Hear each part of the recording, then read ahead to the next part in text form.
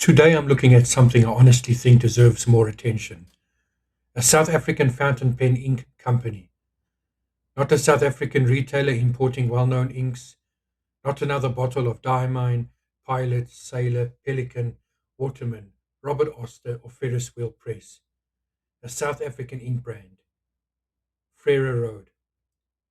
And that is already interesting before the ink even touches the paper. Because fountain pen ink is a very international hobby, but it is not equally international in the way we talk about it. Most of the conversation is dominated by familiar countries and familiar names. Japan gives us Pilot, Sailor, and Platinum. Germany gives us Pelican, Lamy, and Rohrer and Klinger. Britain gives us Diamine. France gives us Waterman and J. Herbin. Australia gives us Robert Oster. And Korea gives us Waringall, Colorverse, and Dominant Industry. And then there is South Africa. Usually, South Africa is not in the ink conversation. We might talk about where to buy pens locally. We might talk about the difficulty of importing. We might talk about prices, customs, availability, and the fact that some inks are far easier to get overseas than they are here. But we do not often get to say, here is a South African fountain pen ink. So today is not just another swatch video. It is also a small moment for the hobby locally. Frara Road is connected to Right Gear, a South African stationery shop that many local pen people will already know.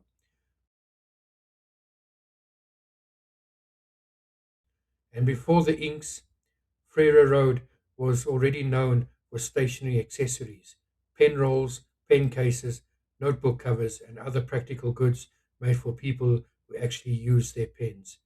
That matters because this does not come across as a random company suddenly deciding to make ink because fountain pens are trendy. This comes from inside the stationery world.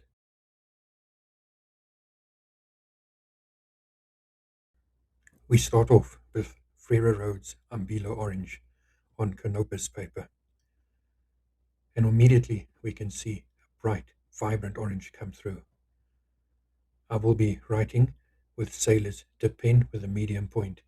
This is a new pen for me and will require a little bit of practice, but immediately we can see the variations in tone in the thicker downward strokes versus the horizontal strokes. A vibrant orange which is quite pleasing to the eye.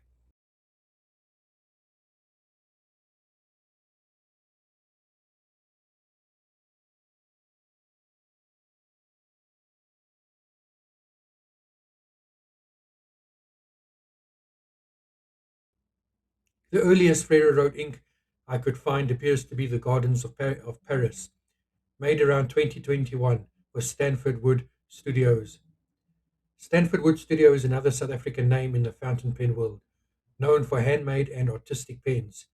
That first ink was a green teal color, linked to the Impressionist series of pens. So the first Frere Road ink was not simply a genetic blue or black released into the market. It was connected to a South African pen project. That is a lovely piece of context because it means Frere Road Inc. story begins not as a huge commercial launch, but as part of a local creative collaboration. It is a very different origin from most ink brands, and since then the range has grown. Today, Frere Road inks include names like Pine Street Blue, Maha Blue, East Coast Ocean, Kennedy's Green, Point Road Pink, Umbilo Orange, as amongst many others. And I like that the names do not sound like they come from a genetic color chart. Those names sound local. They sound like roads, places, references, maybe memories, maybe bits of geography, maybe the kind of names that mean more if you know the country. A lot of modern ink branding goes very big: stars, galaxies, dragons, myths, fairy tales, ancient poems, Van Gogh, Shakespeare, space travel, and mythical potions, with limited editions and gold dust and impossible names. There is nothing wrong with that. I enjoy some of it. But Frere Road's naming feels more grounded. It says, this is from here, and I think that is the strength of it.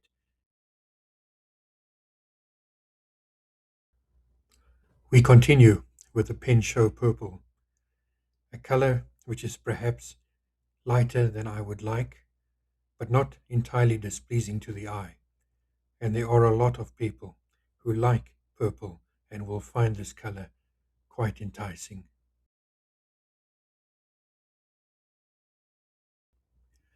In the writing sample, there is very little shading that can be seen. This is very much a monochrome purple.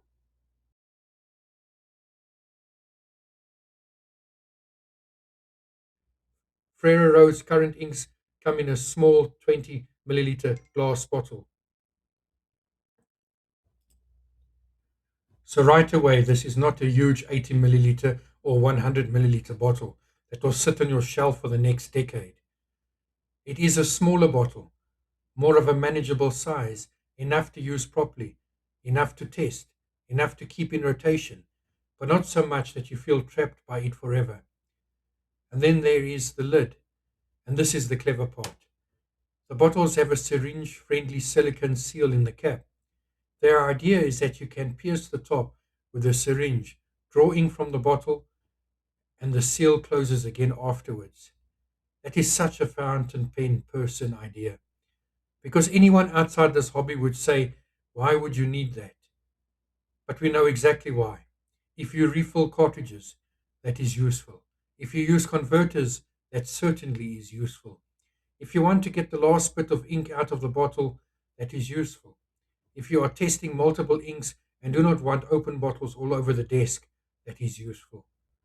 Next up is Crompton Red, a dusty red with green sheening around the heavier pulled areas, as well as shading in the downward strokes of the pen.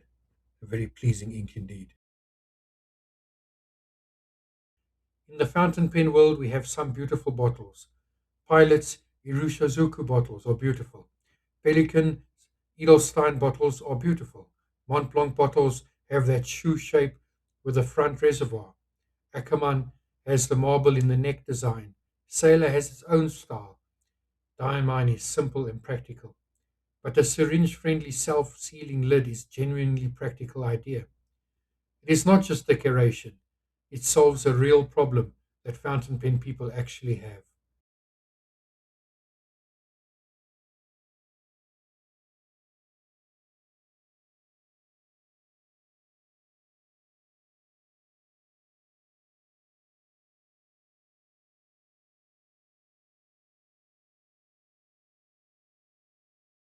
That is a clear point of difference. And in a market as crowded as fountain pen ink, you need a point of difference. Because let's be honest, the world does not need another blue ink. There are thousands of blue inks. There are royal blues, washable blues, turquoise blues, blue blacks, teals, dusty blues, sheening blues, work safe blues, almost black blues, bright school blues, vintage blues, soft blues, and professional blues. So when a small brand releases a blue, the question is not just, is this blue? The question is, why should anyone care? And with Frara Road, part of the answer is not only the color, it is the origin, the bottle, the naming, the fact that this is a South African ink range trying to take its place in a hobby dominated by overseas names. That does not mean the inks automatically get a pass. They still have to perform. They still have to write well. They still have to behave on paper. They still have to clean out of a pen. They still have to show enough character to justify being bought. They still have to survive comparison with all the inks we already know.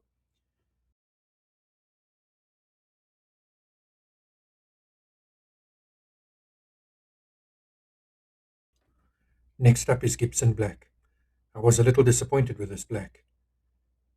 Immediately on Canopus paper, you can see a purple shading in the lighter areas. In the darker areas, it is indeed black, but it is hard to look away from the swatch and not see the purple shading. This black ink also feels a little dry. I had to dip the swab, several times to make the swatch. Whereas the orange, the purple, and the red were very wet and enjoyable to use.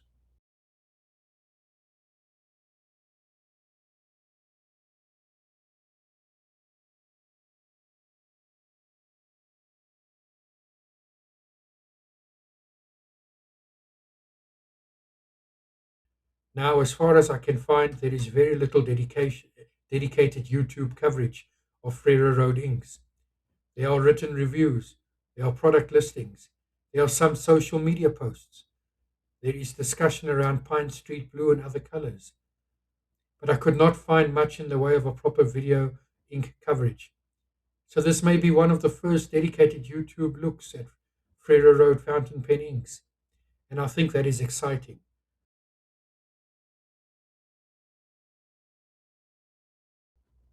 This black ink on Cosmo Airlight has a bluish grey undertone with light grey shading. It is not displeasing to the eye, and I do like it. However, if I was looking for a black ink, I would be disappointed, for this on Cosmo Airlight is not black, and on Canopus has a purple hue to it.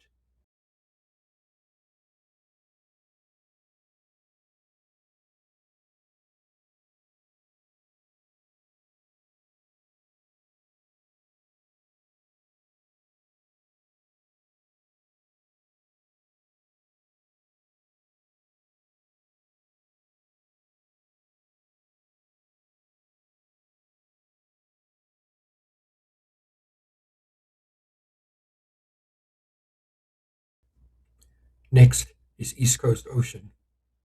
I was really surprised with this ink.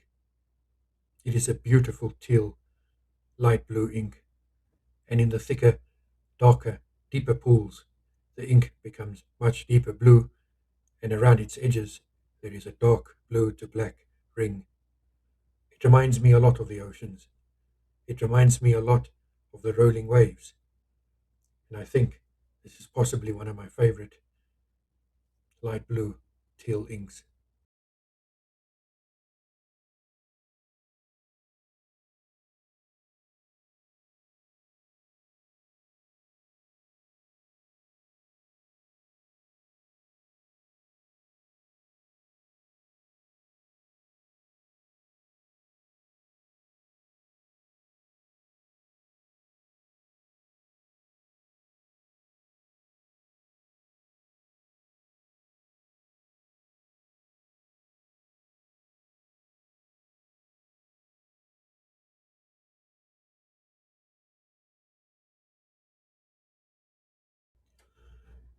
There is very little shading in the writing sample.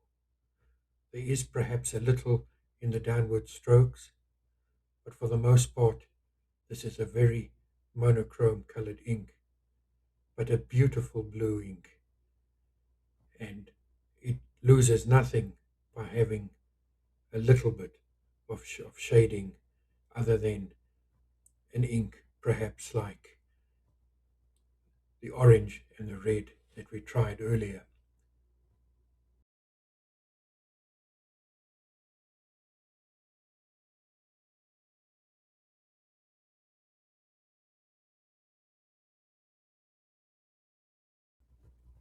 And lastly is Frere Road's mystery ink.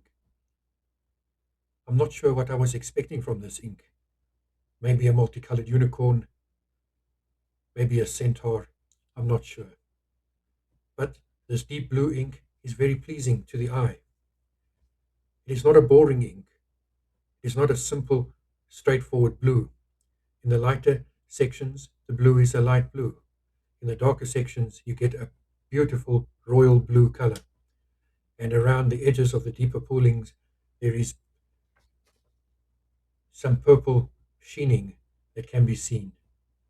This is quite pleasing to the eye and an interesting surprise.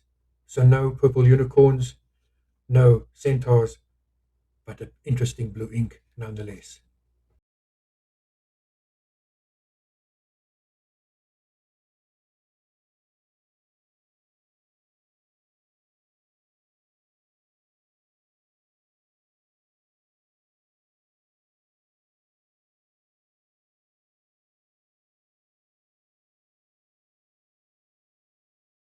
So, part of what I want to do here is simply put this ink on the table, literally and figuratively. Here are the bottles, here are the colors, here is the paper, here is the writing, here is how they behave. Then we can decide what we think.